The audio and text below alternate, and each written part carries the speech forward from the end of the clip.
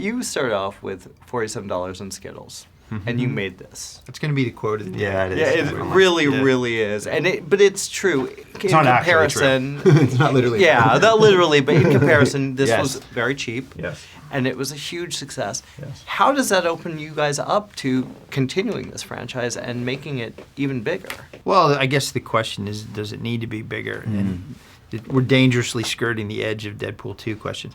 I think Deadpool's world is very charming and small in a way, and I for one, there's a lot of really big epic shit out there. Do we need to compete with those, or did this succeed because it was more relatable and a smaller movie? I kind of think it's the latter. I agree, and I think actually part of what was so fresh about it is that it was not bloated, and that it could make fun of the bloating of other movies. And I work on bloated movies too, so some of those movies want to be told on a bigger canvas. But this one felt, I think, gritty and authentic, partly because it was not a $200 million movie. And I'm not being disingenuous when I say that, because I think Fox would.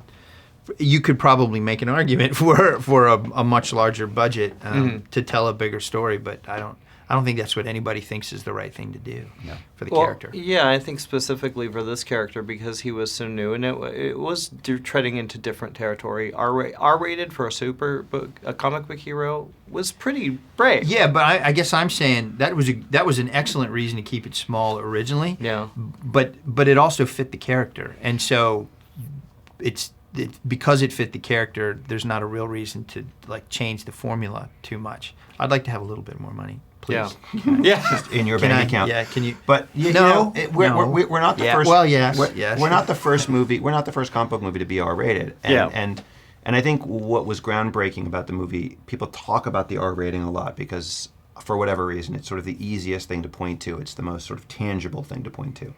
But Blade, they made 3 movies, and those were all R-rated, and that was comic book movies. And I don't think Blade should count as a comic book movie. Do you? Yeah, I do. Punisher should count. Punisher, yeah. But even then, I mean, I don't know, Punisher's right on the line. At any rate, best Punisher is Dolph Lundgren, by the way. I feel like not superheroes, that's not what was the ground.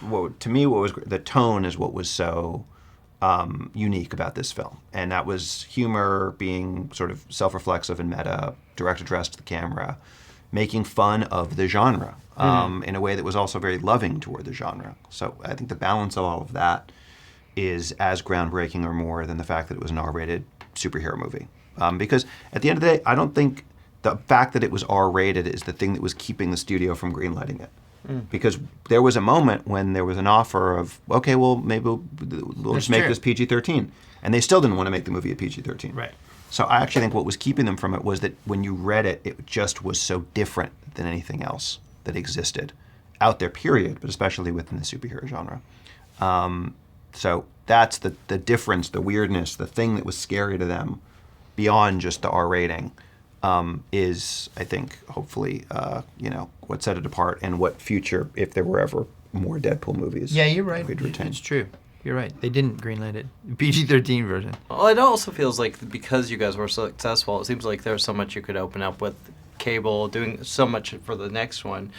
And with the DVD release, it's going to expand even more. I think a lot of people who maybe were afraid to catch it or take their kids are going to catch on video. Or we're not allowed to be there because they work it. Yeah, exactly, exactly. How do you perceive? Do you think about it? Are you talking about adding cable? Where are we now with this? Well, we kind of said it in the coda, right? That we were putting cable in it, so that just seemed like the natural character because that's what the fans want, and he's such a great character too. It really is. Yeah, but it really is. We're not.